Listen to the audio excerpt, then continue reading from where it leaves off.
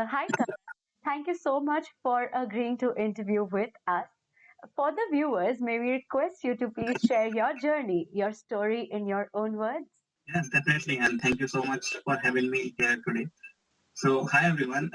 Good morning, good afternoon, and good evening, wherever you're from. So, my name is Karan Modi, and I'm a second year MBA student specializing in operation and technology management at the University of Wisconsin in Madison. So, I'm currently in Madison, Wisconsin, in the US, but I'm originally from India. And most recently, I did my summer internship with a leading financial services company in the US as an MBA summer associate. While I studied civil engineering in my bachelor's and structural engineering in my master's, which is majority of the population, it was through my experiences at Expert Ratio, which is a management consulting firm, I realized that business was a way for me to make an impact on the society. All right. So I decided to apply for my MBA, apply for my B schools, and now I'm here in the US. So that's my overall journey, and I'm joining a leading financial services firm for my full-time role as well. Okay, that's amazing. So, in your opinion, what are a few factors or actions you took that made all the difference? Yes, in my opinion, like to get an admission in any school anywhere in the world, it requires a lot of effort and a lot of preparation from one side. Like it is important to prepare and score well in the respective exam, whether you are taking GMAT, GRE, or CAT. Mhm. And what I did is I wanted to save time to prepare for GMAT, so I decided to take an online coaching classes for the exam preparation. Mhm. I enrolled for Expert Global's GMAT package, which helped me prepare well for the exam, and they also guided me with the next steps in the admission process. So I specifically wanted to apply in the US for my MBA. So they guided me with the next steps. And after the exam, I gave myself sufficient time Mhm. to perform self-reflection and analysis of my profile, why I really wanted to go to school and what are my career goals and what I want from an MBA. Like my whole process helped me basically describe a compelling and narrative story during my application process. Also, I did this very late in my process. It's very important to conduct a school fit research to find the best schools based on a professional and personal need. In the round 2 and round 3 application and round 4 application process, I did that, and I got pretty good admissions in those rounds.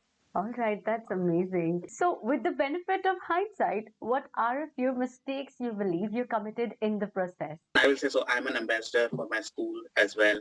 So I help school recruit students in the program. So I think I made a lot of mistakes during my application process. As I mentioned that I didn't conduct the school fit research that matches my lifestyle, that matches my goals. So it was very important to do that before you start applying for the process. Like for the first few application, I just applied based on the school rankings, and I thought that better school ranking means a better school, which is not the criteria. Do your research, create a strategy for your essay, and create all the dots in your profile according to the school and according to the essay. Right. So I think that's very important. Okay. Going back to your GMAT prep phase, what were the main resources that you used and what tips will you give to the future candidates? Yes, it's a good question. So the primary GMAT resources that I used for my preparation were the official guide, Experts Global's GMAT conceptual videos. I remember that. Adaptive mock test, GMAT club, and I asked people for help also. I enrolled in the Expert Global's GMAT conceptual video package, which helped me strengthen my concept. I also did adaptive mock test and like from different websites. I took help from the GMAT club website, and I asked my peers for help. So that's those are the resources I've used. And for the advice, I will say always plan before you start a preparation. Like most people fail to plan the preparation in a right way. So with the GMAT, like always plan with the preparation and focus more on your strength rather than your weaknesses. And I know there's misconception that accuracy is most important in the GMAT, but accuracy is not the only metric that people look in the GMAT exam. So try to focus on your strength and don't rely only on the official guide for preparation. So ask for help whenever required, take help from people. Mhm. So yeah, so that's my advice for GMAT. Right. So, what would you like to say about your experience and learnings from managing the application timelines? Like yeah, managing the timelines was one of the most tough parts. So every school has multiple admission rounds with different deadline dates. everywhere, anywhere in the world. So based on my experience, it is very important to divide your shortlisted schools based on your priority and school field research and your career goals. Mm-hmm. Like, it is not advisable to submit 15 average application in round one. It is ideal to submit 5 applications in round one, 5 in round one, 5 in round three. So, and I want to clarify a myth here as well. So people think that mostly developed countries like US, Canada, Europe, they take international students in round one and round two. And I don't think this is true. And they give scholarship in round one and round two. Like, I don't think that's true too. Like, being an ambassador in my school and based on my experiences, I got admission in round four with full scholarship, like during my time when I was applying. That's So, amazing. Mm-hmm. so yeah, so it's a myth. So I just encourage people to divide the schools into different timelines and then apply and submit good applications. It's really nice to know that you got full scholarship in round four applications, which is quite unique. So, would you like to describe your interview experience with the V School? Yeah. So during my time, so I was taking help from Expert Global, as I mentioned earlier, and so I had this extensive interview questionnaire list to prepare to help me prepare for these interviews, for these school interviews. So what I did is I conducted 3-4 mock tests with a team, and I received great feedback on my story, on my communication style. And then during my interview process, I noticed that most of my questions were from that list, and I felt so much confident after each interview. And and I would like to share, like, since everyone's background is different and everyone has a unique story, Right. it is very important to tell a story in a way that people can understand. So the format is called STAR format, which help you articulate your story in a way so that anyone can understand. And STAR stand for situation, task, action, result. And you can also add an L, which is stand for learning, to make your stories more impactful. So it's very important to frame your story in a way that people can understand. And these stories and experiences will also help you find an internship or a full-time job during your MBA. So it's a very important part of the admission process, and I will say it is more important than the GMAT exam. So prepare as much as you prepared for the GMAT exam, for the interview.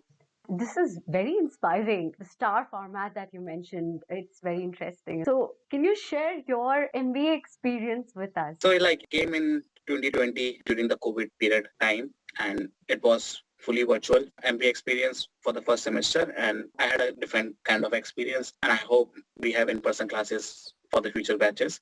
So during an MBA, you do a lot of things. So I always advise people to come prepared with your resume, LinkedIn profile, and cover letter so that you can start applying for the job and for internship as soon as you arrive in the school. Right. So what I did is, because in our scenario, we had this visa issues and everything was closed. So we didn't do this preparation. And in the United States, there's a concept of job conferences, which basically you can interact with the company and can find an internship and a job depending on what you're looking for. So it's a short way to find these opportunities. And these conferences generally held within 1 month of your arrival in the US. What I noticed is most international students are not prepared to attend these conferences, and they missed out these opportunities. So that's very important in my opinion. So do that. And one of the most important part for learning from the MBA is the networking and making good connection. And networking and good connection can really help you get your dream job. So my advice is to start building those relationships and do networking as soon as you can and as often as you can. And maintaining those relationships is super, super important. Right. So, and I also say, and especially these for the international students, when you are coming to the United States, read these 2 books before you start building your strategy for job search. The first book is called The 2-Hour Job Search, and the second book is called The Power Ties. So it tells you the job searching criteria in the US, how to go with the job search and everything. So I think it's a good book. Okay, wow. Thank you for sharing the names of these books. So, would you like to tell us more about your job search experience during the MBA? Yes, definitely. So in the US, like what happened is every industry or every role has a different hiring time period. Like consulting hires generally in the fall semester. Tech companies generally hire in the spring semester. So I had a consulting background. So when I came to the US in the fall semester, I applied for the consulting roles and I did interviews with the consulting companies for my internship during the fall semester. And as we moved towards the spring semester, I started applying more towards the tech roles and financial services and other opportunities. So it's very important to know what is the time period of different industry and different roles so that you can target these roles with a strategy. Right. So I did the same thing. Like I had multiple offers for my internship. I had multiple offers for my full-time role. And I took advice from my mentors, seniors, which industry to select, which roles to go for. And I had an amazing internship. I converted that internship into my full-time role and Awesome. I'm joining the same company. So yeah. Wow, this is inspiring. It's Yes. really nice. So, can you tell us about how the entire pre-application experience and your MBA experience has contributed to your growth? I will say like the entire MBA or pre-application experience like has helped me improve my problem solving skill and prepared me for job interviews, especially in the US, the star story format I mentioned about. So I use the same star story format to prepare myself for jobs interviews and build on these stories to answer other questions. Right. So what I realized while we're talking to my friends here from different countries, when you tell your stories, like people don't understand because we are the only person who know the story well, and it's very important again to tell a story in a way that people can understand. And other than that, I will say like during my 2 years of experience at UW Madison, I have developed a lot as a human being. I like I have developed myself in terms of soft skills, technical skills, and even in leadership skills. And I engaged a lot during my MBA experience. I was the vice president of the student council, and I found myself to be in a good position to learn from my peers in that position. So I always encourage people to go for these roles and engage in the extracurricular activities in the school as well. So overall, I have improved a lot, and yeah, I'm proud of it. It's quite a wholesome experience, I think, which is amazing. Yeah, that's true. Madison is one of the most beautiful city in the United States. So we have an amazing weather in the fall, in the spring, and now in the summer. So it's lovely. Okay, wow. So, according to you, what are a few common mistakes that you would suggest all the GMAT aspirants and the MBA applicants to avoid?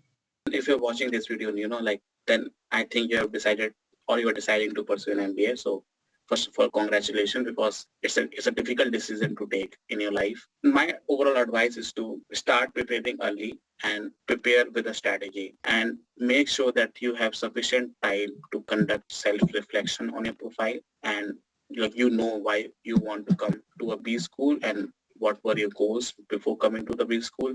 And for the GMAT, I will say that always ask for help whenever required. Focus on your strengths and weaknesses. Focus more on strength and find a standout factor in your profile and use it to your advantage. Like it could be literally anything, like helping a friend to something about your personality to receiving some awards. Like it could be anything. Find the standout factor in your profile and use it in your essays, use it during your interview. And lastly, like I will say, proofread your essays before submitting them and make sure that you have a personal touch, you have a personal story in each essay. All right. Thank you so much, Karan, for sharing such an inspiring journey of yours with us. And thank you so much for taking out time. Yeah, thank you so much for the kind words and thank you so much for having me, and all the best to all the students and all the best to you. Thank you so Thank you. much. Take care.